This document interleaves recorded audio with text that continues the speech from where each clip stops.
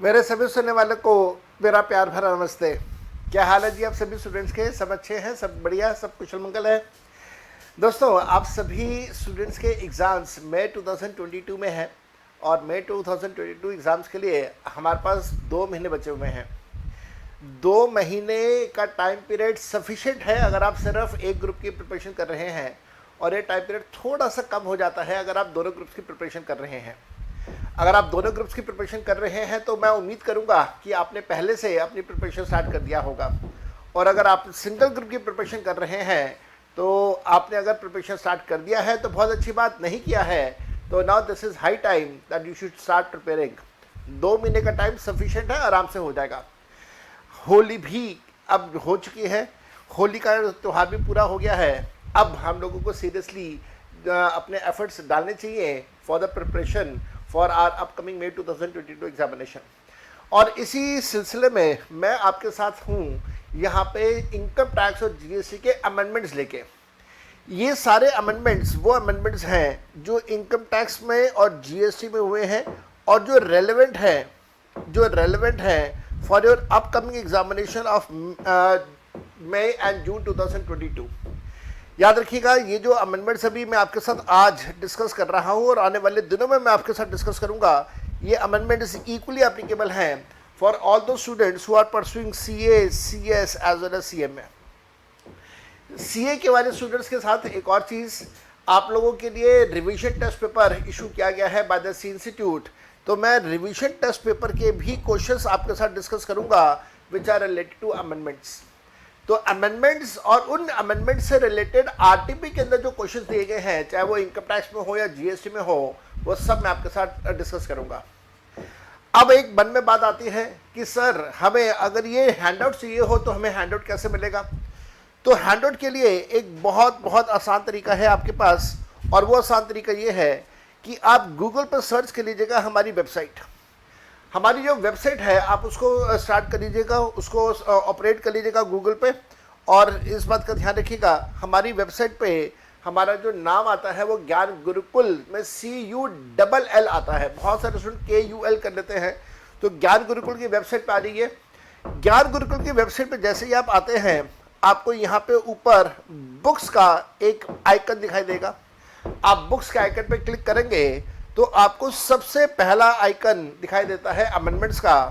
आप अमेंडमेंट्स के ऊपर क्लिक करेंगे तो आप यहाँ से अपनी डिटेल्ड इंफॉर्मेशन सबमिट करके आप यहाँ पे अपने हैंडआउट्स को डाउनलोड कर सकते हैं। अमेंडमेंट्स को डाउनलोड भी कर लीजिए और साथ साथ में अपने दोस्तों यारों के साथ शेयर करना चाहते हैं तो आप उनको शेयर भी कर सकते हैं।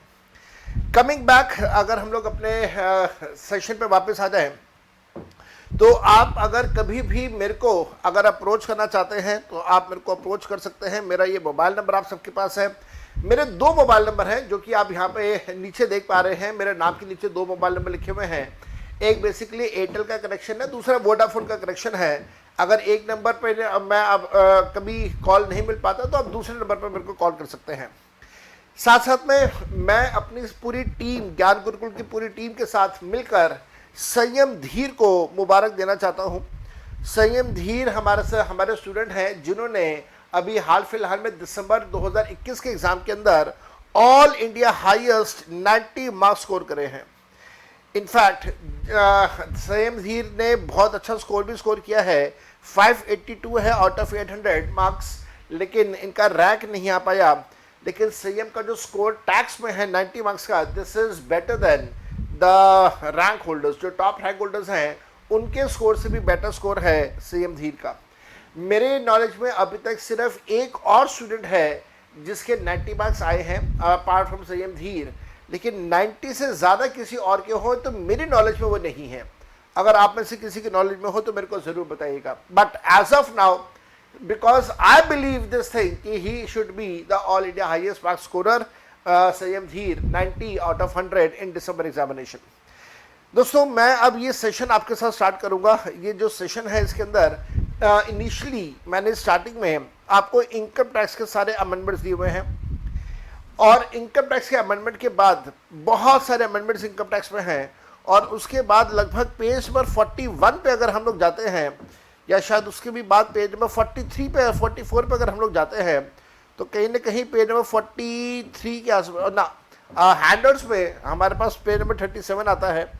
तो पेज नंबर 37 पे हमारे पास आ जाता है जीएसटी के अमेंडमेंट्स। जीएसटी के अमेंडमेंट्स मैं स्टार्ट कर रहा हूँ आपके साथ आज के इस पूरे सेशन में। जीएसटी के अमेंडमेंट्स के बारे में कर लेंगे।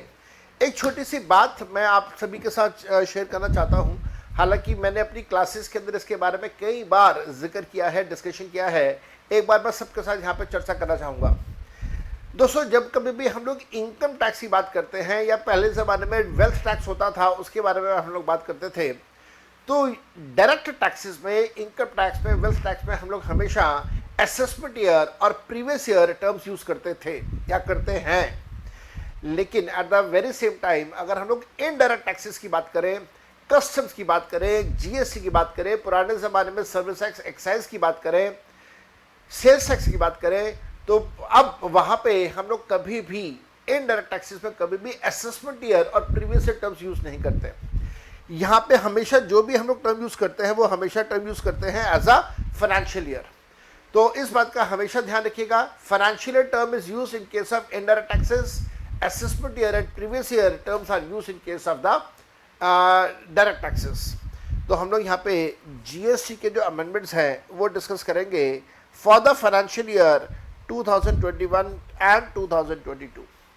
मैं यहाँ पे जो भी आपके साथ डिस्कशंस कर रहा हूँ वो मैं अपनी बुक के चैप्टर्स की सीक्वेंस के हिसाब से कर रहा हूँ। मेरी किताबें आप सबके पास है, मे बी आपके पास 6th एडिशन होगा या 7th एडिशन होगा, जो कि रेलेवेंट था फॉर दिसंबर 2021 एग्जामिनेशन।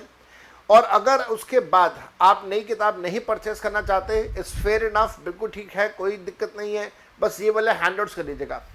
तो असेसमेंट जो हमारा एडिशन नंबर 6 है, एडिशन नंबर 7 है, वो रेलेवेंट रहेगा आपके इस एग्जामिनेशन के लिए, अपकमिंग मई 2022 एग्जामिनेशन के लिए। बस ये वाले अमेंडमेंट साथ साथ में कर लीजिएगा।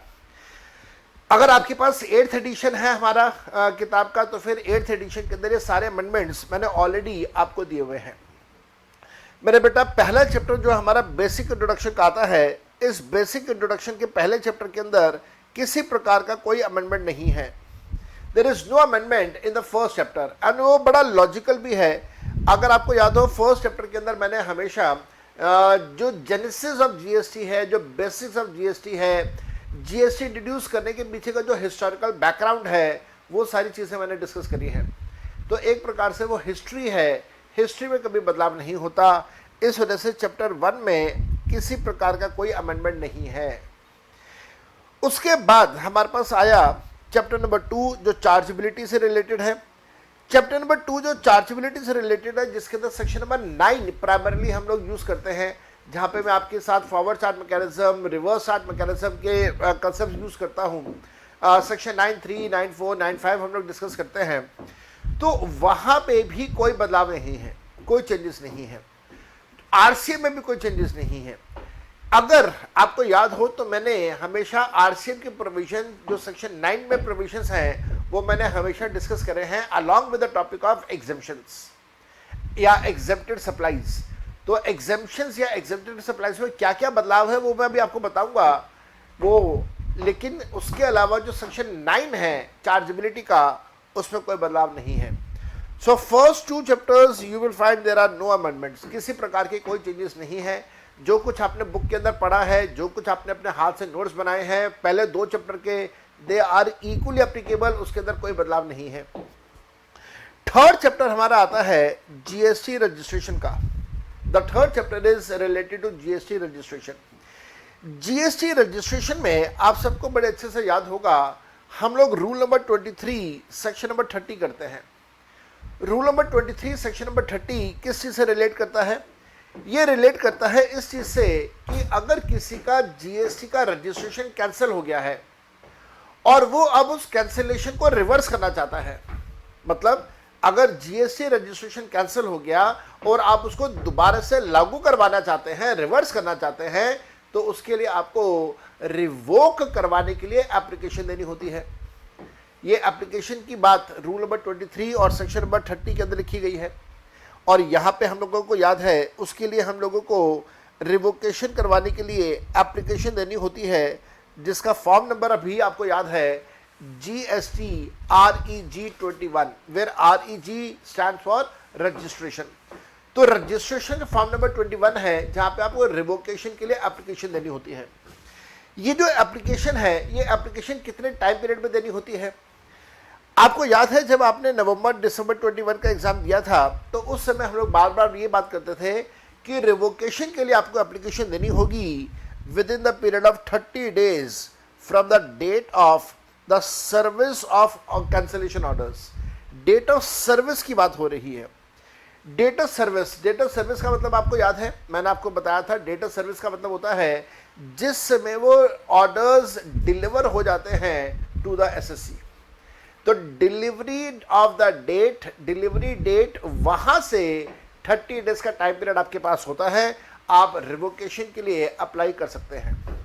अब इसके अंदर बदलाव आ गया। बदलाव क्या है? बदलाव ये है कि जो 30 डेज का टाइम पीरियड है वो तो अभी भी एग्जिस्ट करता है। जो 30 डेज का टाइम पीरियड पहले था वो अभी भी एग्जिस्ट करता है, उसमें कोई बदलाव नहीं। लेकिन उसके अंदर अब कुछ एडिशंस आ गए हैं। एडिशंस क्या है? एडिशन ये है कि जो 30 डेज का टाइम पीरियड है अगर इसको एक्सटेंड करवाना चाहे तो भी, मान लीजिए कोई ऐसी सरकमस्टांसेस आ गए, कोई ऐसी सिचुएशंस आ गई कि 30 डेज के अंदर एप्लीकेशन नहीं दे पाए रिवोकेशन के लिए, तो क्या 30 डेज के बाद भी हम लोग एप्लीकेशन दे सकते हैं? पहले इसका कोई कंसेप्ट नहीं था, ऐसा कोई प्रोविजन नहीं था, लेकिन अब उसका कंसेप्ट इन्होंने डाल दिया और इन्होंने कहा कि जो 30 डेज का टाइम पीरियड है उसको एक्सटेंड किया जा सकता है on the sufficient cause being shown. मतलब आप ये बात किसी तरीके से प्रूव कर दो कि 30 डेज में आप काम नहीं कर पाए और उसके पीछे आपके कोई जेन्युइन रीजन था, आप वो काम नहीं कर पाए। आप मैं अगर एक सफिशिएंट कॉज की यहाँ पे बात करें तो सफिशिएंट कॉजेज क्या हो सकते हैं? भाई घर परिवार में किसी की डेथ हो गई, मैं अपसेट था, नहीं कर पाया। डेथ से पहले वो अस्पताल में एडमिटेड थे तो मैं वहाँ पे ऑक्यूपाइड था, मैं नहीं कर पाया। तो इस प्रकार से अगर कोई जेन्युइन रीजंस अगर आपके पास हैं जिसको आप डॉक्यूमेंट्स देके प्रूव कर सकते हैं, तो उस केस के अंदर जो भी ये 30 डेज का टाइम पीरियड है it can be extended for another period of maximum 30 days. मतलब 30 के बाद 30 के लिए एक्सटेंड किया जा सकता है, 30 के बाद 30 के लिए और एक्सटेंड किया जा सकता है अगर आपके पास सफिशिएंट रीजंस थे उस चीज़ के लिए। और जो ये 30 डेज के लिए एक्सटेंड कर रहा है वो उसको रिकॉर्ड करे, दैट इज राइटिंग में वो रिकॉर्ड करे कि वो ये एक्सटेंशन अलाउ कर रहा है, तो वो एक्सटेंशन अलाउ क्यों कर रहा है। और सबसे बड़ी बात कि ये 30 डेज के बाद एडिशनल 30 डेज के लिए एक्सटेंशन कौन देगा? तो गवर्नमेंट ने कह दिया एक्सटेंशन देगा एडिशनल कमिश्नर या जॉइंट कमिश्नर, जो भी आपके ज्यूरिसडिक्शन का एडिशनल कमिश्नर है या जो जॉइंट कमिश्नर है आपके ज्यूरिसडिक्शन का, वो ऑफिसर आपको 30 डेज का एक्सटेंशन दे देगा। लेकिन आप सबको ये बात अच्छे से पता होनी चाहिए, एडिशनल कमिश्नर और जॉइंट कमिश्नर के ऊपर एक और अथॉरिटी होती है, कमिश्नर एंड चीफ कमिश्नर। तो यहाँ पे जो हायर अथॉरिटी है कमिश्नर, वो कमिश्नर साहब चाहें तो एक्स्ट्रा 30 डेज के लिए और एक्सटेंशन दे सकते हैं। और वो जो एक्स्ट्रा 30 डेज है, वो एक्स्ट्रा का मतलब क्या हुआ? एक्स्ट्रा का मतलब हुआ जो एडिशनल कमिश्नर, जॉइंट कमिश्नर दोनों ने जो आपको एक्सटेंशन दिया 30 डेज का, उसके बियॉन्ड 30 डेज का एक्सटेंशन और मिल सकता है। कहने का मतलब यह हुआ कि अगर आप दिसंबर 21 में एग्जाम दे रहे थे तो वहां पे सिर्फ 30 डेज की बात हो रही थी, लेकिन अगर आप मई 2022 में एग्जाम दे रहे हैं तो अब बात हो रही है normal 30 days plus extra 30 days by additional commissioner और joint commissioner plus extra 30 days from the commissioner. तो 30 प्लस 30 प्लस 30 आपके पास 90 डेज हो गए, जबकि पहले आपके पास मैक्सिमम 30 डेज का टाइम पीरियड हुआ करता था। अगर आपने नवंबर दिसंबर 2021 का एग्जाम दिया था तो 30 डेज, मई में इस टाइम पीरियड को एक्सटेंड करके 90 डेज का कर दिया गया है। तो रजिस्ट्रेशन के चैप्टर में एक छोटा सा चेंज, छोटा सा बदलाव बस यही है। इसके बाद आप सबको अच्छे से याद है हम लोगों ने सप्लाई का चैप्टर किया था, चैप्टर नंबर 4। सप्लाई के चैप्टर में किसी प्रकार का कोई चेंज, कोई बदलाव, कोई अमेंडमेंट नहीं है। देन हम लोगों ने टॉपिक किया था एग्जम्पशंस का चैप्टर किया था, चैप्टर नंबर 5। एग्जेम्पशंस के चैप्टर नंबर 5 में बदलाव है और बदलाव बहुत सारे सेक्शंस में है। अब ये बदलाव क्या है आपको बता देता हूं। इनकम टैक्स के सब्जेक्ट में हमारे पास सेक्शंस आते हैं, सेक्शन 11, सेक्शन 12, सेक्शन 12, सेक्शन 13 और फिर आगे इनके कुछ और एक्सटेंडेड सेक्शंस आते हैं। These sections are basically related to the provisions of trust, religious trust, charitable trust, public trust, private trust। Section 13 political party से रिलेटेड है। तो इन सभी सेक्शंस के अंदर सेक्शन 11, 12, 13 जो ट्रस्ट से रिलेटेड है, इसमें सेक्शन नंबर 12 जो है वो ट्रस्ट के रजिस्ट्रेशन के प्रोसीजर के लिए है। सेक्शन 12 के अंदर भी हमारे पास सेक्शन आता है 12AA जो कि प्रोसीजर के बारे में बताता है। हमारी भारत सरकार ने लगभग 1.5-2 साल पहले procedure for the registration of the trust में बदलाव किया था। वहाँ पे इन्होंने कुछ बदलाव करके कुछ नया कंडीशंस लगाई और एक नया सेक्शन इंट्रोड्यूस किया था, सेक्शन 12AB। इनकम टैक्स की बात कर रहा हूँ मैं। अब जब ट्रस्ट के बारे में हम लोग बात करते हैं, जब हम लोग ट्रस्ट के बारे में बात करते हैं तो वहाँ पे सेक्शन 12AA आता है, लेकिन 2 साल पहले जब इसके अंदर सेक्शन 12AB आया तो उसका भी जिक्र होना चाहिए। अब हुआ ऐसा कि जब जीएसटी में हम लोग बात करते हैं एग्जेम्पशंस की, तो जीएसटी में ऐसे बहुत सारे प्रोविजंस हैं जहाँ पे ये कहा गया है कि अगर trust is registered under 12AA तब एग्जेम्पशन मिलेगा। तो क्वेश्चन यहाँ पे आता है कि what if the trust is registered under 12AB after amendment, तो क्या हो, तो क्या वहां पे एग्जेम्पशन मिलेगा या नहीं मिलेगा। That was a grey area under the GST exemptions.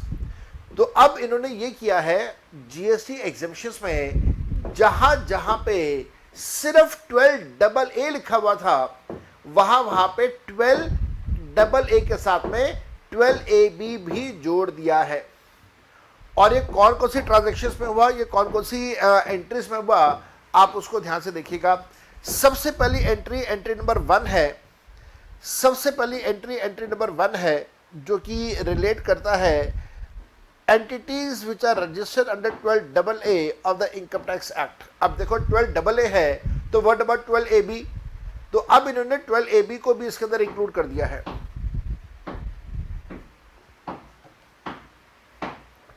और यहां पे इन्होंने लिख दिया एंटिटी रजिस्टर्ड अंडर 12AA और 12AB। तो पहले 12AB नहीं था, अब 12AB यहां पे इन्होंने ऐड कर दिया। इसी प्रकार से इंपोर्ट ऑफ सर्विसेज है तो वहां पे भी सिर्फ 12AA लिखा हुआ था, अब इन्होंने 12AB भी यहां पे ऐड कर दिया।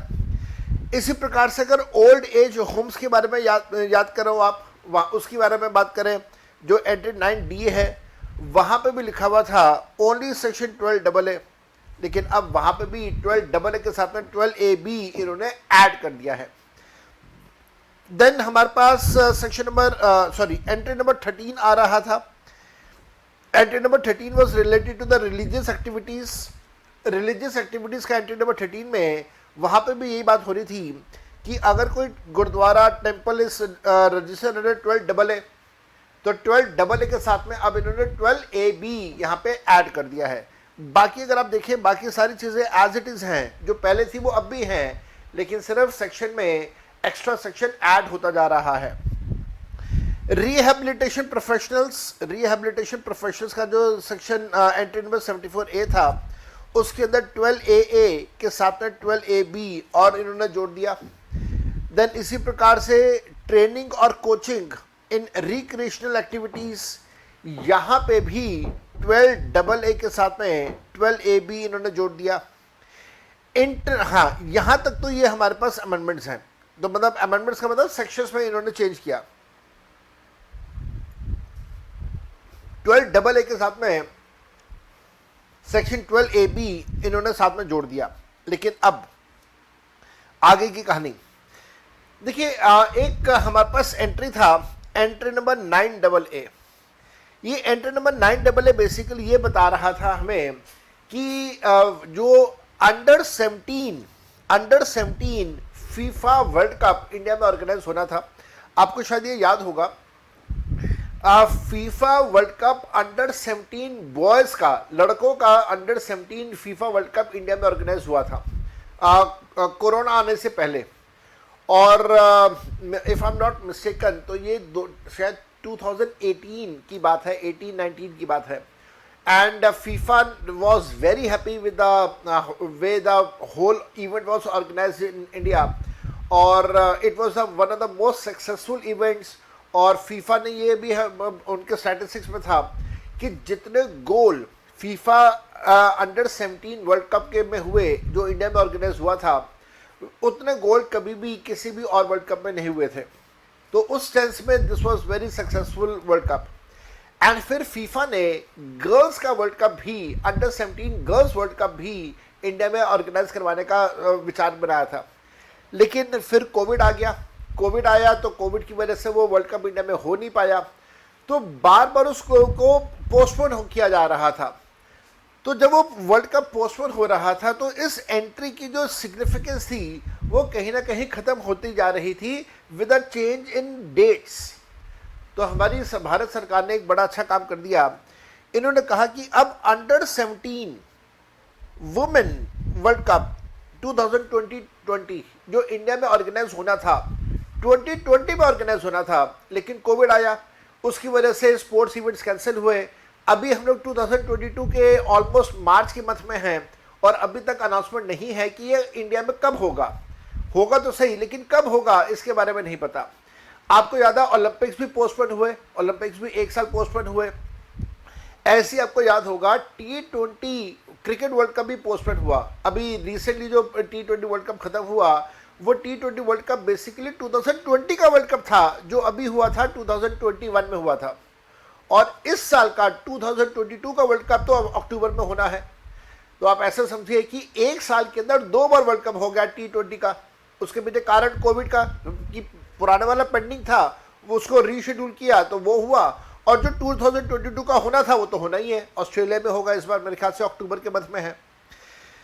इसी प्रकार से women's football world cup India में होगा, कब होगा ये अनाउंसमेंट फीफा करेगा। तो हमारी भारत सरकार ने एंट्री नंबर 9AA में ये लिख दिया कि जब कभी भी होगा तो उससे रिलेटेड जितनी भी सर्विसेज हैं वो सारी की सारी सर्विसेज एग्जेप्ट रहेंगी, उसके ऊपर हम लोग कोई GST चार्ज नहीं करेंगे। और यहाँ पे इन्होंने वर्ड्स लिख दिए व्हेन एवर रीशेड्यूल्ड, क्योंकि ये डेट्स बार बार चेंज हो रही थी, तो डेट्स की जगह अब इन्होंने यहाँ पे वर्ड्स ऐड कर दिए व्हेन एवर रीशेड्यूल्ड। इसके साथ साथ में ध्यान रखिएगा, गवर्नमेंट ने एक बड़ा अच्छा कदम उठाया।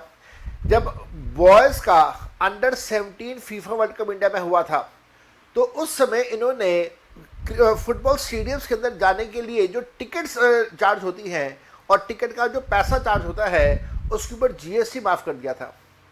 अब इन्होंने इसके लिए वुमेन वर्ल्ड कप के लिए भी ऐसे ही किया कि वुमेन वर्ल्ड कप जब कभी भी होगा तो सही, और 6 महीने बाद, 9 महीने बाद, साल बाद कभी तो होगा।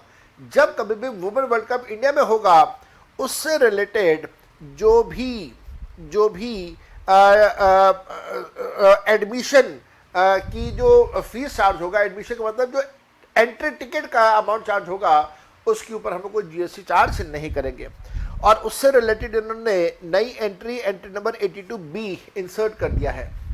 इसके साथ साथ में एक और चीज़ का ध्यान रखिएगा, एंट्री नंबर 82B इन्होंने इंसर्ट किया, उसके साथ साथ में एक चीज़ का और ध्यान रखिएगा, एंट्री नंबर 82B जो है वो एक और चीज़ से रिलेटेड है, वो है एशियन फुटबॉल कन्फेडरेशन।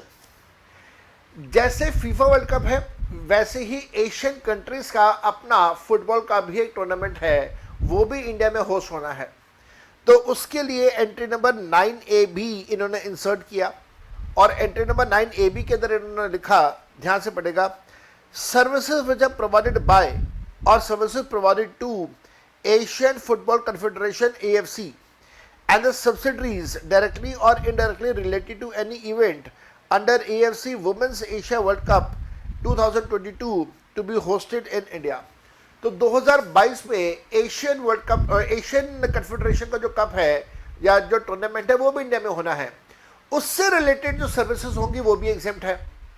और साथ साथ में ध्यान रखिएगा, उसके अंदर जो राइट ऑफ एडमिशन होगा उसको भी, जो एंट्री टिकट्स है उस एंट्री टिकट का अमाउंट भी इन्होंने एग्जाम किया है बाय एंट्री नंबर 82B। तो जो टिकट्स हैं वो टिकट्स एग्जेम्प्ट रहेंगी, टिकट्स के ऊपर जीएसटी चार्ज नहीं होने वाला है, इस बात का आपको ध्यान रखना होगा। साथ साथ में आपको ये भी याद होगा, मैंने आपके साथ ये भी डिस्कस किया था और खास तौर पर डिटेल में डिस्कस किया था कंपनी सेक्रेटरी और सीएमए वाले स्टूडेंट्स के साथ, कस्टम्स के साथ रिलेट करते हुए, कि कस्टम्स से रिलेटेड जब कोई एयरक्राफ्ट इंडिया में आता है तो उसके लिए जो सर्विसेज का कंसेप्ट है, वहाँ पे कंडीशन लगाई जाती है कि प्रोविज़न जो सितंबर 2022 तक एप्लीकेबल होगा कि अगर कस्टम्स पोर्ट तक या कस्टम स्टेशंस तक अगर कोई ट्रांसपोर्टेशन ऑफ गुड्स है तो उससे रिलेटेड सर्विसेज को एग्जाम रखा गया है। इससे रिलेटेड बहुत डिटेल डिस्कशन मैंने कंपनी सेक्रेटरी और सीएमए वाले स्टूडेंट्स के साथ किया है, सीए वाले स्टूडेंट्स के साथ नहीं किया क्योंकि ये रेलेवेंट नहीं है, आपके सिलेबस का पार्ट नहीं है। यहाँ पे ये जो डेट है 2022 की इन्होंने करी है, पहले यहाँ पे ये डेट 2021 की हुआ करती थी। इसी प्रकार से एंट्री नंबर 19B के अंदर और 19A के अंदर दोनों में इन्होंने बदलाव किया है। 19A जो है वो एयरक्राफ्ट से रिलेटेड है और जो 19B है वो वेसल्स से रिलेटेड है। वेसल्स का मतलब है बोट्स एंड शिप्स के बारे में हम लोग बात कर रहे हैं। दोनों में डेट को एक्सटेंड कर दिया, सितंबर 21 को बढ़ा के इन्होंने सितंबर 2022 की डेट यहाँ पे दे दी है। इसके साथ साथ में एक एंट्री को इन्होंने ख़त्म कर दिया है, स्क्रैप कर दिया है, ओमिट कर दिया है। बेसिकली इंडियन रेलवेज में आपने कई बार ट्रैवल किया होगा तो रेलवेज में ट्रेन के कोचेज़ होते हैं, डब्बे होते हैं। तो ये जो ट्रेन के डब्बे हैं, जो ट्रेन के कोचेज़ हैं, ये इनके अपने नहीं होते इंडियन रेलवेज के। इनफैक्ट ये किराए पे लेते हैं, लीज पे लेते हैं from one organisation called Indian Railways Finance Corporation. तो जब इनको ये लीज पे मिलता है, तो उसके ऊपर ये लीज रेंट पे करते हैं। तो क्या उस लीज रेंट के ऊपर जीएसटी लगेगा? पहले एंट्री नंबर 43 था जिसने ये कहा हुआ था कि साहब हम लोग इसके ऊपर एग्जेम्पशन दे देंगे और हम जीएसटी चार्ज नहीं करेंगे, लेकिन एंट्री नंबर 43 को इस बार इन्होंने ओमिट कर दिया। ओमिट करने का मतलब ये हुआ कि जो पहले एग्जेम्पशन था वो एग्जेम्पशन खत्म कर दिया। अब जो रेलवे कोचेज हैं उनके लीज रेंट के ऊपर जीएसटी चार्ज होगा। एक नया एंट्री नंबर 61A इनकॉर्पोरेट किया गया है। एक नया एंट्री नंबर 61A इनकॉर्पोरेट किया गया है जो कि नेशनल परमिट से रिलेटेड है। आप लोगों ने कई बार देखा होगा, ट्रक्स होते हैं जो सामान कैरी करते हैं from one location to another location, उनके फ्रंट साइड पे ऊपर बहुत बड़ा बड़ा लिखा होता है नेशनल परमिट, या कई बार ऐसा भी लिखा होता है परमिट फॉर एग्जांपल दे रहा हूँ मैं, परमिट फॉर दिल्ली, हरियाणा, उत्तर प्रदेश और इस प्रकार से जो नेबरिंग स्टेट्स है। तो अब होता ये है कि ये जो नेशनल परमिट्स होते हैं या जो परमिट्स होते हैं, ये परमिट लेने के लिए इनको कुछ फीस पे करनी पड़ती है। तो क्या उस फीस के ऊपर जीएसटी लगेगा? पहले तो लग रहा था, अब गवर्नमेंट ने उसको एग्जेम्प्ट कर दिया एंट्री नंबर 61A इंट्रोड्यूस करते हुए, और इन्होंने यहाँ पे साफ साफ लिख दिया that services of granting of national permit to the goods carrier to operate throughout India. पूरे इंडिया में अगर गुड्स कैरियर ऑपरेट कर रहा है उसके लिए नेशनल सर्टिफिकेट मिल रहा है, नेशनल परमिट मिल रहा है, तो नेशनल परमिट की फीस के ऊपर there will be no GST. इसके साथ साथ में अगर इनको परमिट मिल रहा है नेबरिंग स्टेट्स के लिए, जैसे दिल्ली से नेबरिंग स्टेट आ जाती है हरियाणा, उत्तर प्रदेश, तो अगर दिल्ली, उत्तर प्रदेश, हरियाणा, इन 3 स्टेट्स में ऑपरेट करने के लिए अगर उनको परमिट मिल रहा है तो उस परमिट की जो फीस होगी उसके ऊपर भी एग्जेम्पशन दिया गया है।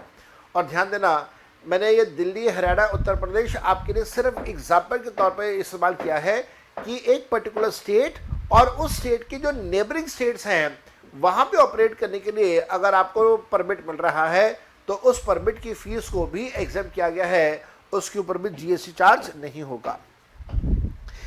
एक और हम लोग कंसेप्ट करते थे, services provided under any training programme, और आपको याद होगा मैं हमेशा ये एग्जाम्पल देता था कि जब जीएसटी का पूरा कंसेप्ट बना, जीएसटी का पोर्टल भी बन गया, तैयार हो गया, सब कुछ हो गया, तो डेफिनेटली इन्फोसिस वालों ने गवर्नमेंट डिपार्टमेंट्स को, गवर्नमेंट ऑफिस को, खासतौर पर जीएसटीएन को, जीएसटी नेटवर्क को इस पोर्टल को ऑपरेट करने की ट्रेनिंग ज़रूर दी होगी, और जीएसटी ऑफिसर्स को भी पोर्टल ऑपरेट कैसे होगा उसकी ट्रेनिंग ज़रूर दी होगी।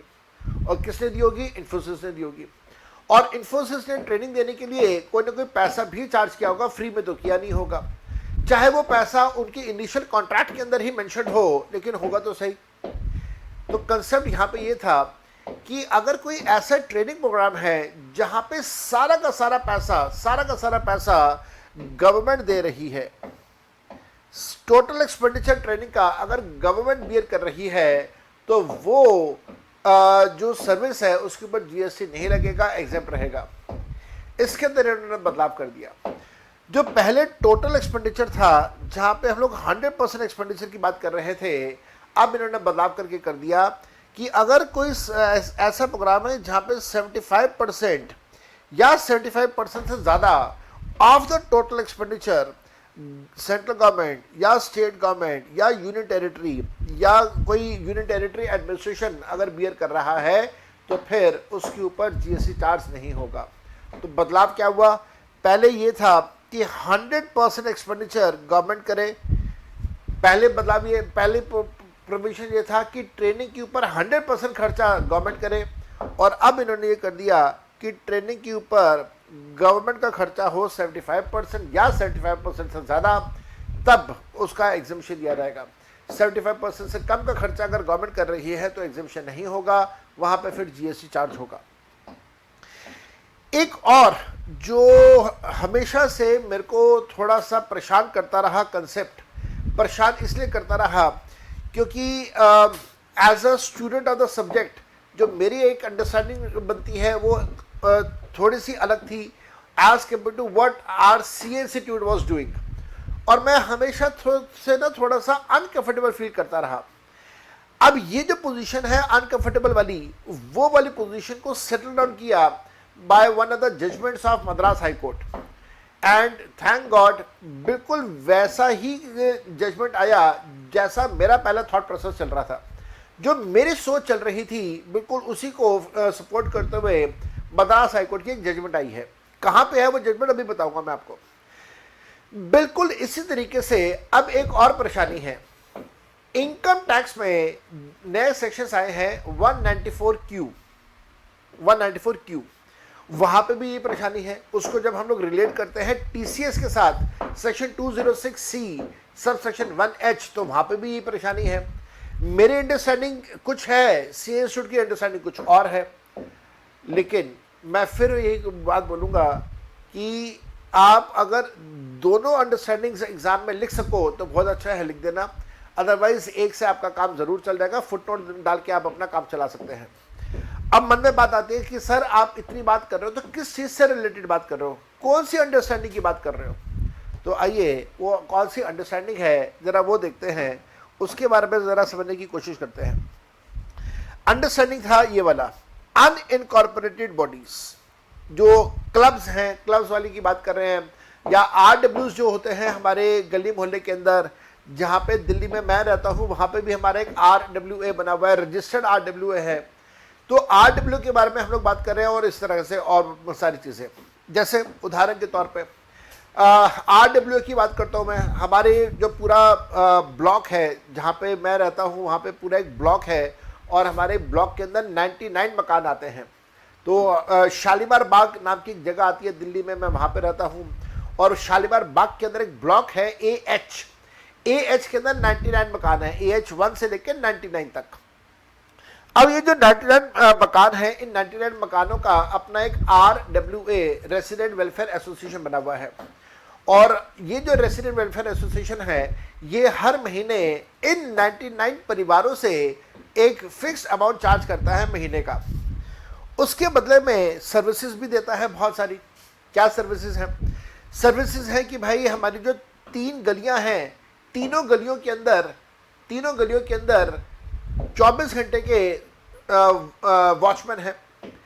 अभी जैसे होली का प्रोग्राम किया, मतलब होली का त्योहार था तो होली का एक प्रोग्राम किया, होली मिलन का एक प्रोग्राम किया पूरे RWA ने मिलके, और जितने भी घर हैं 99 फैमिलीज जो हैं, सारी 99 फैमिलीज को इन्होंने कुछ गिफ्ट्स भी दिए।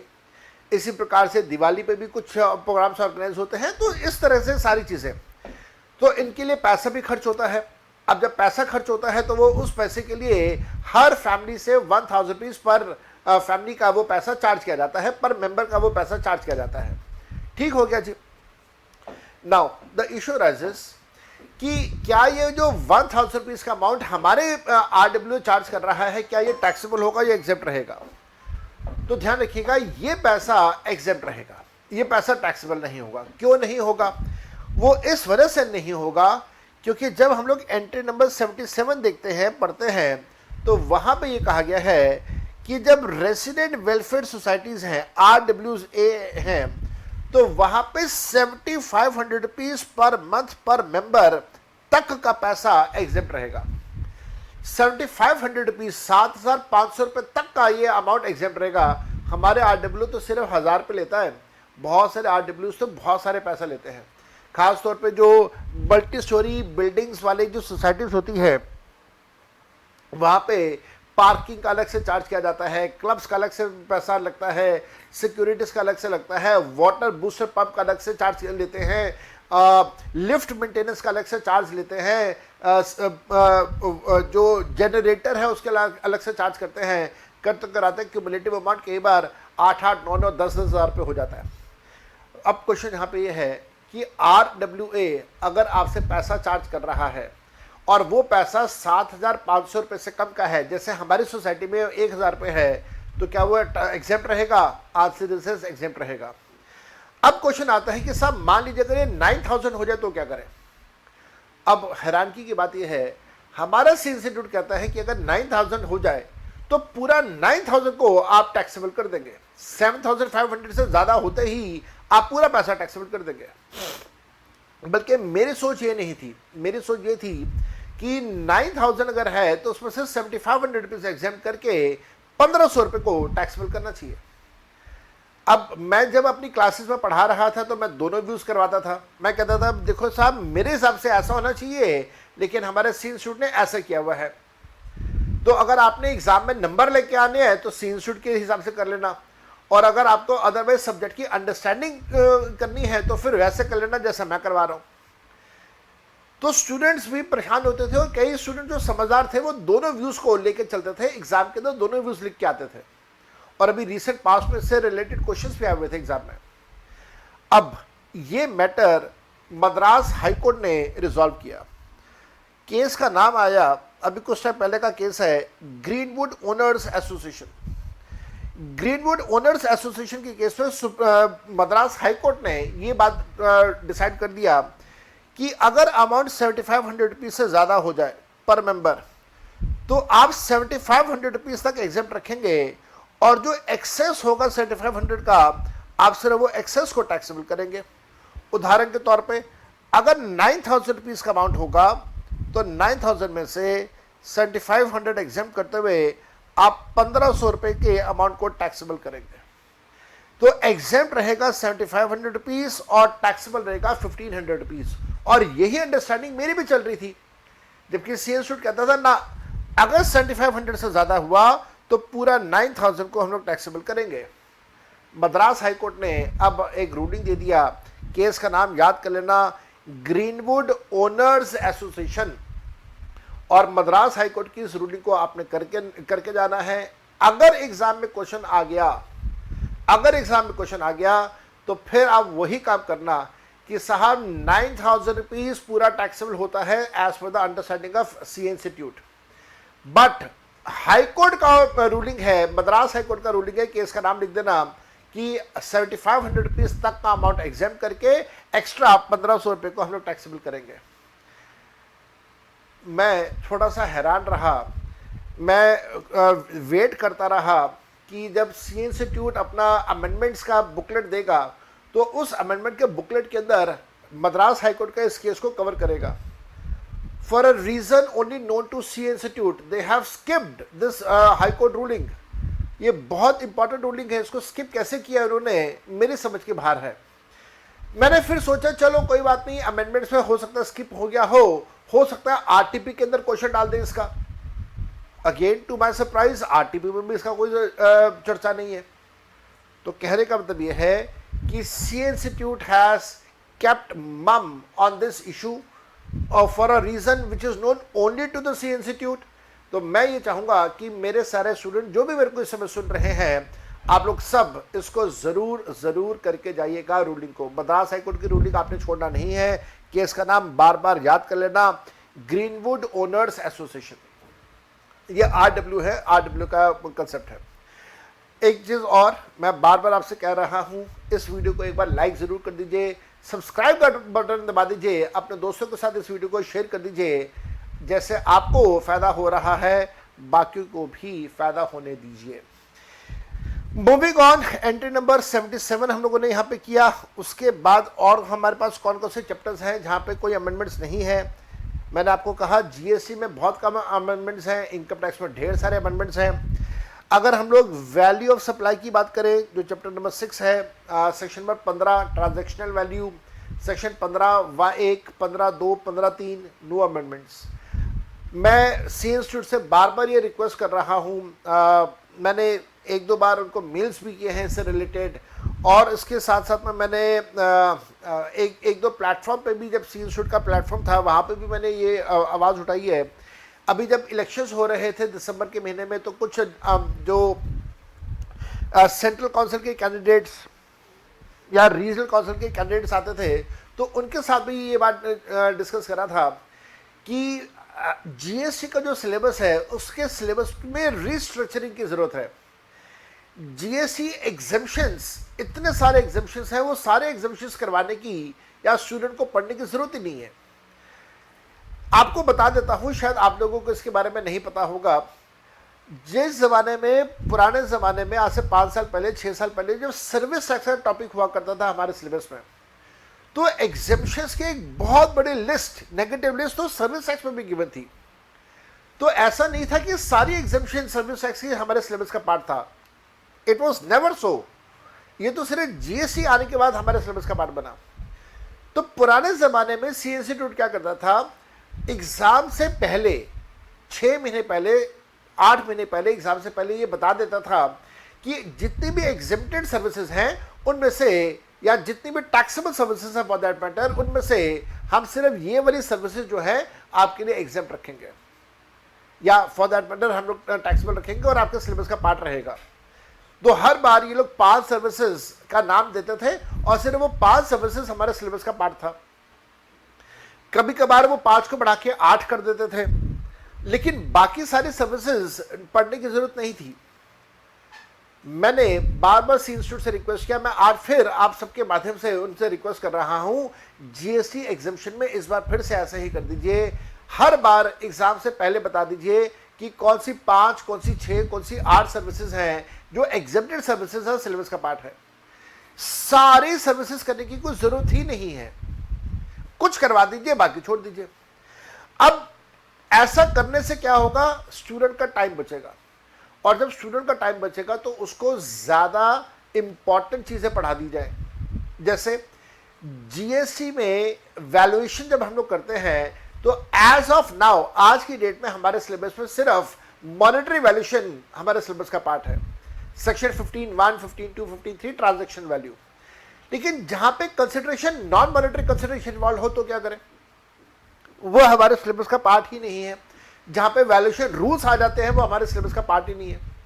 मैं ये चाहूंगा कि हमारे स्टूडेंट्स को इंटरमीडिएट लेवल पे ये बात समझ आए, पता हो कि अगर मॉनेटरी है तो आपने ट्रांजैक्शन वैल्यू सेक्शन 15(1), 2, 3 अप्लाई करना है, नॉन मॉनेटरी है तो आपने जीएसटी के वैल्यूएशन रूल्स अप्लाई करने हैं। तो instead of teaching students all exemptions which are of no use, teach them something which is of more relevance, valuation rules पढ़ाना स्टार्ट कर दीजिए। एक और बड़ी मुसीबत है, अगर हम लोग पूरे सिलेबस को ध्यान से देखें तो चेन टूटता है। चेन कैसे टूटता है, प्लेस ऑफ सप्लाई हमारे स्टूडेंट्स को नहीं पढ़ाया जाता। और मेरे को ऐसा लगता है कि जैसे टाइम ऑफ सप्लाई है बड़ा इंपॉर्टेंट है, वैसे प्लेस ऑफ सप्लाई भी उतना ही इंपॉर्टेंट है, जिससे कोई भी एक व्यक्ति ये जज कर सकता है कि क्या यहाँ पे CGST SGST लगाना होगा या IGST लगाना होगा, वो प्लेस ऑफ सप्लाई से ही पता चलेगा। तो instead of giving all those exemptions in the syllabus, give only few exemptions, 4-5 decide कर लेते हैं, 3-5 कुछ भी हम लोग नंबर डिसाइड कर लें, और जो टाइम बच रहा है, जो सिलेबस बच रहा है, उसके अंदर मोर सिग्निफिकेंट, मोर रेलेवेंट चीज़ें स्टूडेंट को पढ़ाई जाए। This is my appeal to the C institute. बाकी सी इंस्टीट्यूट ज़्यादा समझदार है, जैसा उनको ठीक लगे वैसा वो करें, but still this is one of the strong opinions from my side. चलिए इसी बात को आगे बढ़ाते हैं। तो हमारा जो टॉपिक था ये वाला value of supply, value of supply में कोई चेंज नहीं है, नो अमेंडमेंट, सेक्शन 15 में कोई अमेंडमेंट नहीं है। कॉम्पोजिशन स्कीम में किसी प्रकार का कोई चेंज, कोई अमेंडमेंट नहीं है। इनपुट टैक्स क्रेडिट कोई चेंज, कोई बदलाव नहीं है। Time of supply no amendment, no change has been given in time of supply. Payment of GST, payment of GST में पिछली बार दिसंबर एग्जाम का एक बदलाव था जो कि सेक्शन 50 से रिलेटेड था, जहाँ पे इंटरेस्ट कैलकुलेशंस की बात हो रही थी कि कौन सी सिचुएशन में इंटरेस्ट ग्रॉस पे लगाना है, कौन सी सिचुएशन में इंटरेस्ट नेट पे लगाना है। तो वो ग्रॉस और नेट का एक जद्दोजहद थी। मैंने इस बार इस अमेंडमेंट के अंदर ये कोशिश करी कि जो सेक्शन 50 है उसमें मैं और ज़्यादा क्लैरिफिकेशन आपको दे दूं, कहाँ पे आपने नेट करना है, कहाँ पे आपने ग्रॉस करना है। अगर आप ध्यान से देखें तो यहाँ पे आपको नेट दिखाई दे रहा है, नीचे अगर आप ध्यान से देखें तो यहाँ पे आपको ग्रॉस बोर्ड दिखाई दे रहा है। तो कहाँ पे नेट, कहाँ पे ग्रॉस, मैंने उसको और ज़्यादा अच्छे से तरीके से मैंने आपको यहाँ पे बता दिया। और फिर उससे रिलेटेड मैंने आपको यहाँ पे एक इलस्ट्रेशन दिया अलॉन्ग विद द सॉल्यूशन के साथ, एक और इलस्ट्रेशन दिया उसका भी मैंने सॉल्यूशन दिया, एक और इलस्ट्रेशन दिया उसका भी मैंने सॉल्यूशन दिया। तो मैंने 3 और एक ये 4, मैंने सिर्फ ग्रॉस और नेट, कहाँ पे ग्रॉस लगेगा कहाँ पे नेट लगेगा, उसके बेसिस के ऊपर मैंने आपको 4 इलस्ट्रेशन दे दिए हैं, just to give you better feel of the concept of interest. हालांकि ये अमेंडमेंट इस बार का नहीं है, मैंने जानबूझ के इस बार इंक्लूड किया ताकि आप लोग इसको एक बार और अच्छे से कर सकें। इससे रिलेटेड क्वेश्चन भी आया था दिसंबर एग्जामिनेशन के अंदर। सो ये अमेंडमेंट मैं डिस्कस नहीं कर रहा क्योंकि ये इस बार का अमेंडमेंट नहीं है। हाँ, 4 इलस्ट्रेशन मैंने आपको दिए हैं, इनको गो थ्रू कीजिएगा, आपको कोई दिक्कत नहीं आएगी। अगर आपको दिक्कत आती है, ये मेरा मोबाइल नंबर है, आप मेरे को इस मोबाइल नंबर के ऊपर कभी भी कांटेक्ट करना चाहे आप मेरे को कांटेक्ट कर सकते हैं। इसके साथ साथ में मेरे बेटा एक टॉपिक हमारे आता है इनवॉइस का, इनवॉइस। और इनवॉइस में आपको याद है ई इनवॉइसिंग का कंसेप्ट इंट्रोड्यूस हुआ था, ई इनवॉइसिंग का कंसेप्ट इंट्रोड्यूस हुआ था। ई इनवॉइसिंग के कंसेप्ट में मैंने आपको जब क्लासेस के अंदर भी पढ़ाया तो मैंने आपको कहा था कि ई इनवॉइस का मतलब ये नहीं है कि कंप्यूटर के ऊपर बैठ के बिल बना दिया ना, कंप्यूटर के ऊपर बैठ के बिल तो बनाना ही है, इनवॉइस तो बनाना ही है। फिर उस इनवॉइस को गवर्नमेंट वेबसाइट पर जाके आपने वेरीफाई भी करवाना है, and that whole system is what we call as e invoicing. और फिर उसके ऊपर वो लोगो बनेगा, वो होलोग्राम आएगा और वो सारी चीज़ें। याद रखिएगा, ई इनवॉइसिंग के लिए जब कंसेप्ट ई इनवॉइसिंग का स्टार्ट हुआ था उस समय उसके ऊपर लिमिट लगाई गई थी 500 करोड़ की, फिर उसको घटाया गया 100 किया गया, 100 करोड़ किया गया, मतलब 500 करोड़ का टर्नओवर फिर 100 करोड़ का टर्नओवर किया गया, जिसको फिर इन्होंने घटा के 50 करोड़ का टर्नओवर कर दिया। आज की पोजीशन आपके एग्जामिनेशन पॉइंट ऑफ व्यू से, आज की पोजीशन आपके एग्जाम के पॉइंट ऑफ व्यू से ये है कि जिसका भी टर्नओवर 50 करोड़ एक्सीड कर जाता है पिछले किसी भी एक साल में, याद रखिएगा जीएसटी इंट्रोड्यूस हुआ था 2017-18 में, तो 2017-18 या 1819 या 1920 या 2021, किसी भी एक साल में अगर उसका टर्नओवर 50 करोड़ क्रॉस कर जाता है तो उसके लिए ई इनवॉइसिंग करना कंपलसरी है। पहले ये लिमिट 500 करोड़ की थी, फिर यह लिमिट घटा के 100 करोड़ की गई, फिर इस लिमिट को घटा के 50 करोड़ का किया गया। और मैं अब आपको एक बात यहां पे बता रहा हूं, आपके एग्जाम के लिए, मई एग्जाम के लिए रेलेवेंट नहीं है, नवंबर एग्जाम के लिए रेलेवेंट है। 50 करोड़ की लिमिट को घटा के 20 करोड़ कर दिया गया है। तो आप यहां पे अगर लिखना चाहो तो लिख देना, ये जो 50 करोड़ की लिमिट है, ये 50 करोड़ की लिमिट है कौन से एग्जाम के लिए? मई 22 के लिए। अगर आपका एग्जाम है नवंबर में, तो नवंबर 22 में इसकी लिमिट घट के 20 करोड़ हो गई है। तो मैंने आपको मई का भी अमेंडमेंट करवा दिया, नवंबर का भी करवा दिया, और फिर से मैं बोल रहा हूं, मैं एटलीस्ट कम से कम इस पॉइंट के ऊपर डाउट नहीं एंटरटेन करना चाहूंगा। मई 2022 एग्जाम में आपने 20 की लिमिट अप्लाई नहीं करनी है, आपने लिमिट अप्लाई करनी है 50 की। ऐसे ही आप में से जो स्टूडेंट कंपनी सेक्रेटरी वाले हैं, सीएमए वाले हैं, आपके लिए भी 50 करोड़ की लिमिट अप्लाई होगी। अगर आप एग्जाम दे रहे हैं जून में, अगर आप एग्जाम दे रहे हैं दिसंबर 22 में, तब वहां पे लिमिट आपने 50 की ना लगा के आपने 20 की लिमिट लगानी है। तो एक अमेंडमेंट, एक बदलाव तो ये लिमिट का आ गया। एक और बदलाव आया, एक और बदलाव ये है कि ई इनवॉइसिंग के लिए हम लोग कहते हैं कि ये ई इनवॉइसिंग अप्लाई नहीं होगा। किस किस के लिए अप्लाई नहीं होगा? ये अप्लाई नहीं होगा इंश्योरेंस कंपनी, बैंकिंग कंपनीज के लिए। ये अप्लाई नहीं होगा जीटीए, गुड्स ट्रांसपोर्ट एजेंसीज के लिए। ये ई इनवॉइसिंग अप्लाई नहीं होगा पैसेंजर ट्रांसपोर्टेशन के लिए, दैट इज एयरलाइंस के लिए, रेलवेज के लिए। ये अप्लाई नहीं होगा जो मूवीज दिखाते हैं, मल्टीप्लेक्स मूवीज वाले जो हैं, जैसे उदाहरण के तौर पर पीवीआर।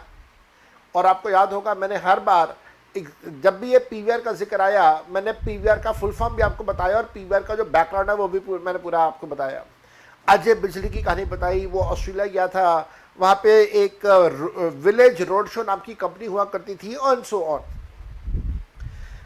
अब ये जो पॉइंट्स थे, इसके अंदर 2 पॉइंट्स इस बार और एक्स्ट्रा ऐड हो गए हैं। अगर कोई गवर्नमेंटल डिपार्टमेंट है, कोई गवर्नमेंट डिपार्टमेंट है, उसको भी ई इनवॉइसिंग नहीं करनी है। और इसी प्रकार से अगर कोई लोकल अथॉरिटी है, तो उस लोकल अथॉरिटी को भी ई इनवॉइसिंग नहीं करनी है। तो जहां पहले 4 लोगों को ई इनवॉइसिंग से एग्जाम रखा गया था, अब वो 4 की जगह 6 हो चुके हैं। कौन कौन से 6 हैं? पहला इंश्योरेंस और बैंकिंग कंपनीज, दूसरा जीटीए, तीसरा पैसेंजर ट्रांसपोर्टेशन, चौथा मल्टीप्लेक्स सिनेमा हॉल्स, और 5वां लोकल अथॉरिटी, और छठा गवर्नमेंटल अथॉरिटीज। और साथ साथ में ई इनवॉइसिंग की लिमिट जो पहले 500 थी, फिर 100 हुई, फिर 50 हुई, अब 50 की जगह 20 भी हो चुकी है। और मेरा ये मानना है कि आने वाले टाइम में what government is going to do is e invoicing को मैंडेटरी कर देंगे फॉर ऑल दोज पर्सन्स जिनका इनकम टैक्स ऑडिट करवाना जरूरी है। आपको याद होगा, इनकम टैक्स ऑडिट के लिए लिमिट होती है 1 करोड़ की। कुछ केसेस हैं जहाँ पे वो लिमिट बढ़ जाती है, अदरवाइज जनरली 1 करोड़ की लिमिट है, हम सबको ये बात अच्छे से पता है। तो जहाँ पे इनकम टैक्स ऑडिट की ज़रूरत है, कंपलसरी है, वहाँ पे ई इनवॉइसिंग ज़रूरी कर देंगे। मेरे को ऐसा लग रहा है आने वाले टाइम में ये होगा। Seeing the trend 500 to 100, 100 to 50, 50 to 20, next they are going to 22 और नीचे जाएंगे, और ई इनवॉइसिंग कंपलसरी करते चलेंगे सबके लिए। और वो कितना नीचे जाएंगे? उस लिमिट तक जाएंगे जिस लिमिट पे इनकम टैक्स ऑडिट कंपलसरी है। मेरे को ऐसा लगता है। इसके साथ साथ में एक और चैप्टर हमारा आता है ई वे बिल का।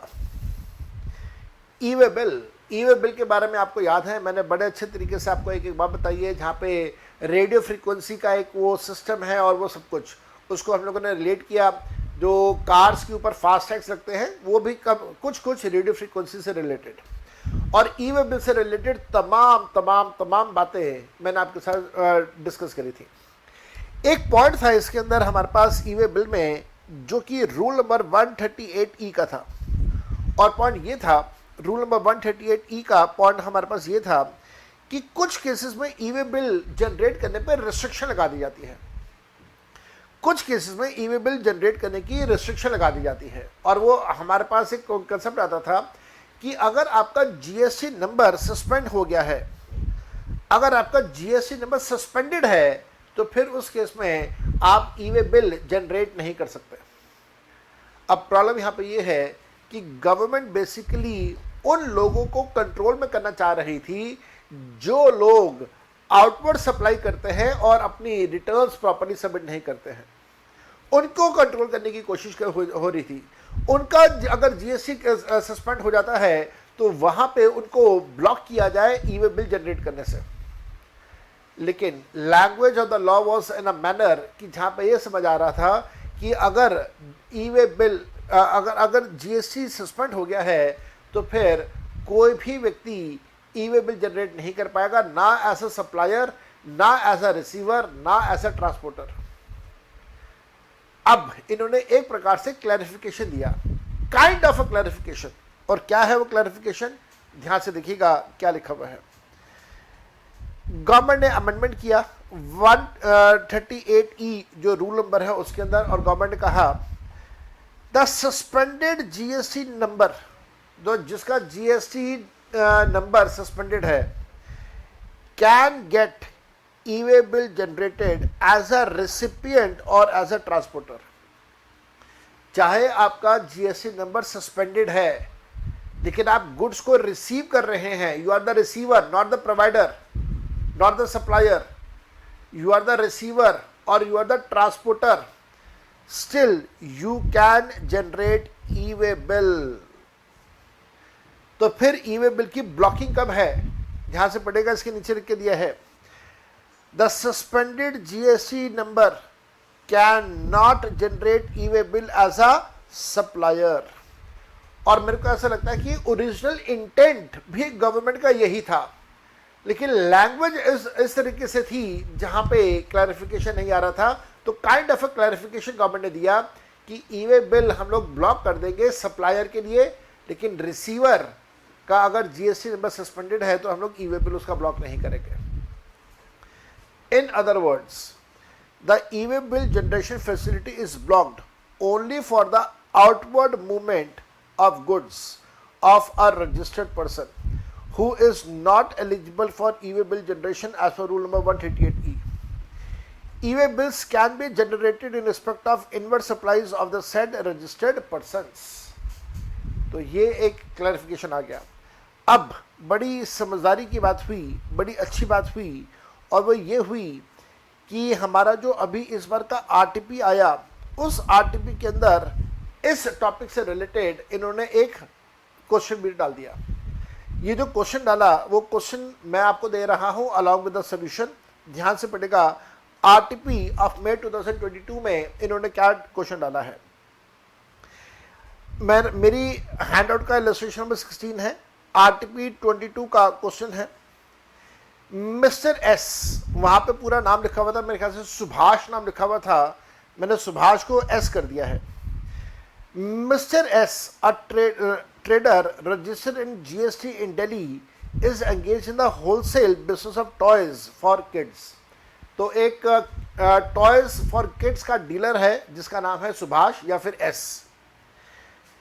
Mr. N, a registered dealer under GST, is in Patiala, is under a regular return filer, supplies toys in bulk to Mr. S for selling to the end consumer. तो ध्यान रखिएगा, जो mister S है दिल्ली का, वो पटियाला वाले से goods खरीदता है, वो पटियाला वाले से गुड्स खरीद रहा है, और पटियाला वाला जो व्यक्ति है वो प्रॉपर अपनी रिटर्न सबमिट करता है, उसकी कोई रिटर्न पेंडिंग नहीं है, इसका मतलब उसका जीएसटी सस्पेंडेड नहीं है। लेकिन एस जो रिसीव कर रहा है उसकी इंफॉर्मेशन आपको गिवन है, ध्यान से पड़ेगा। Mister S paying tax under the regular scheme in Delhi has not filed GST 3B for last 2 months. तो यहां पे भी पिछले 2 महीने में जो वाली बात है उस पर भी कुछ अमेंडमेंट्स हैं, वो बाद में हम लोग डिस्कस करेंगे। तो GST 3B में उसने पिछले 2 महीने की रिटर्न्स अपनी फाइल नहीं करी हैं। इसका मतलब यह है कि उसका ई वे बिल अब ब्लॉक होगा। Mr. N wants to generate e-way bill for toys amounting to 5 lakh rupees to be supplied to Mr. S.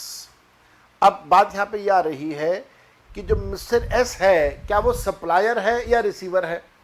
याद रखना मेरे बेटा, मिस्टर एस सप्लायर नहीं है, हमारे इस एग्जाम्पल के अंदर मिस्टर एस रिसीवर है। और क्या ऐसा रिसीवर ई-वे बिल ब्लॉक होगा? आंसर इज यस, ब्लॉक होगा।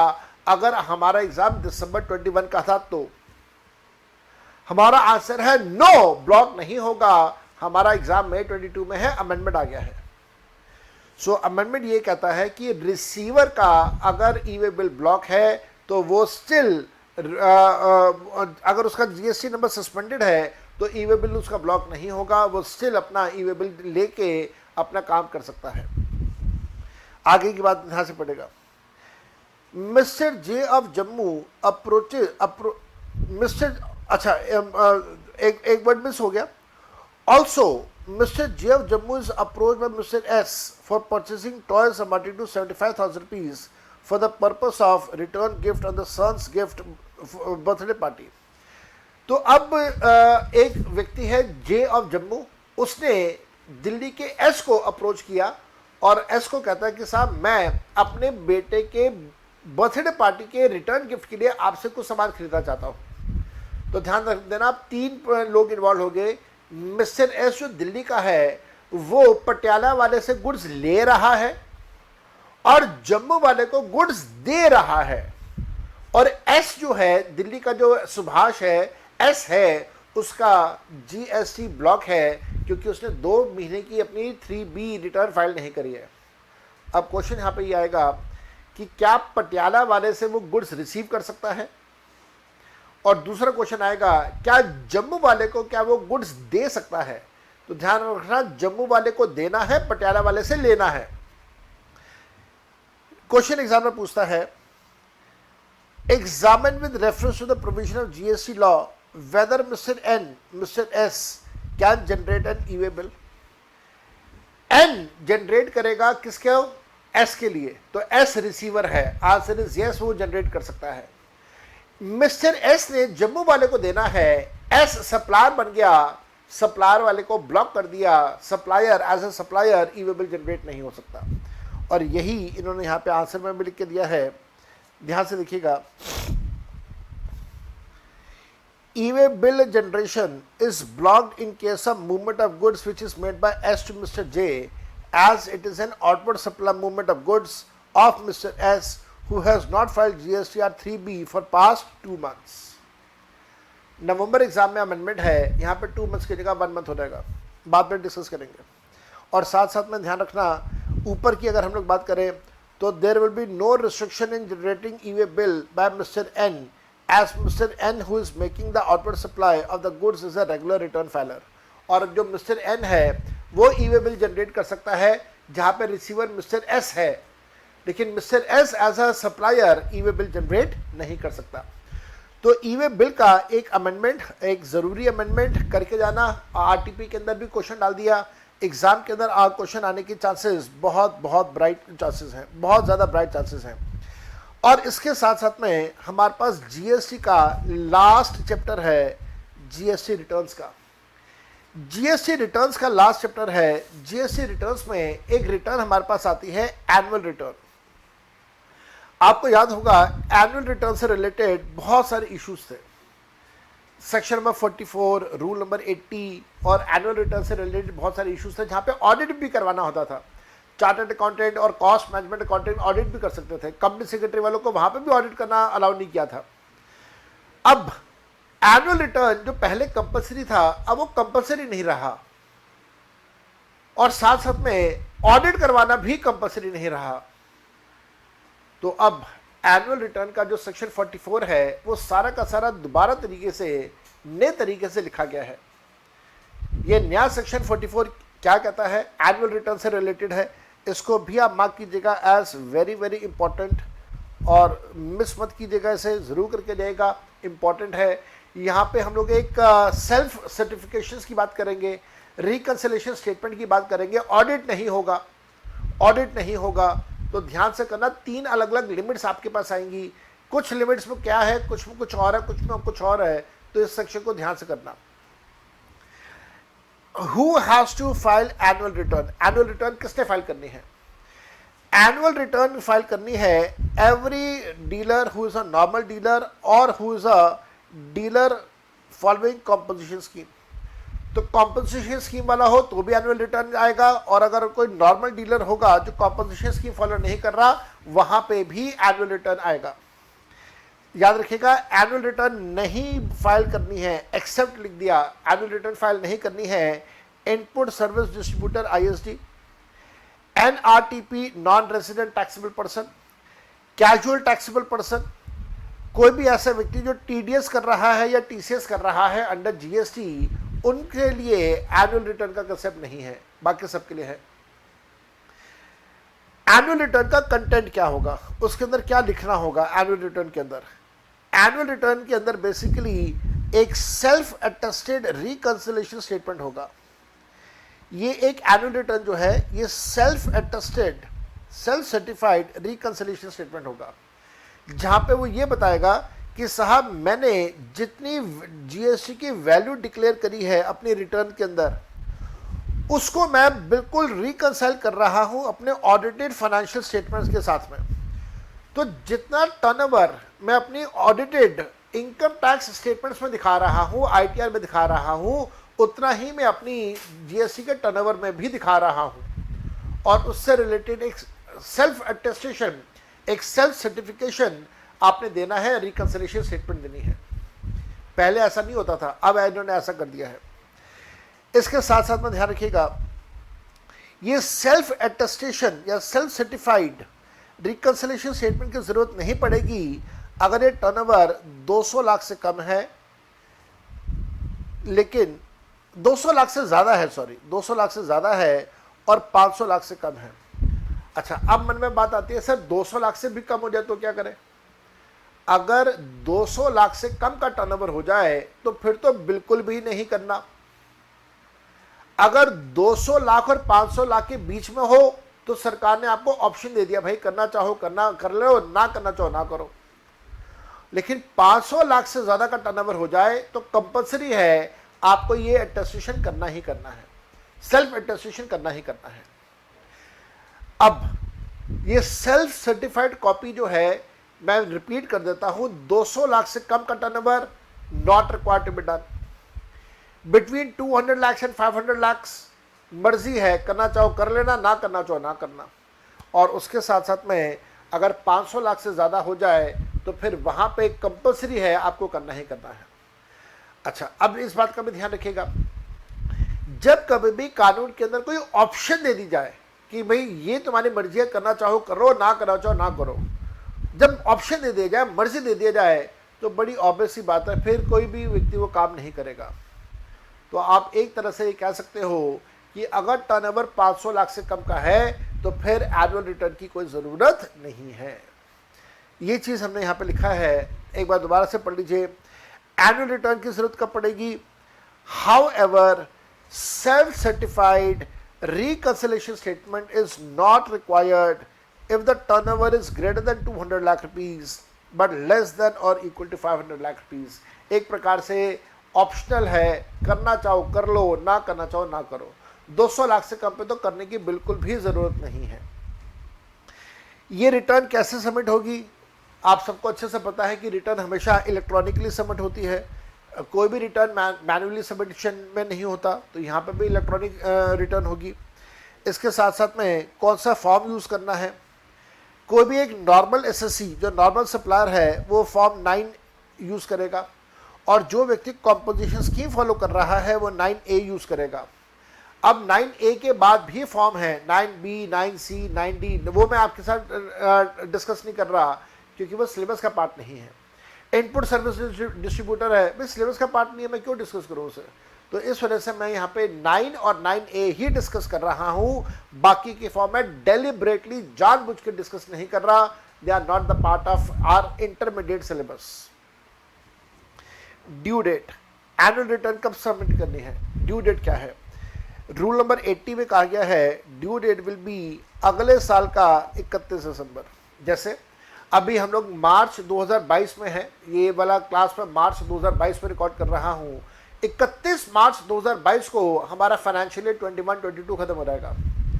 तो अब फाइनेंशियल ईयर खत्म होने के बाद 31 मार्च 2022 तक मैं अपनी एनुअल रिटर्न सबमिट कर सकता हूं, अगर मेरा टर्नओवर 500 लाख से ज़्यादा हो तो।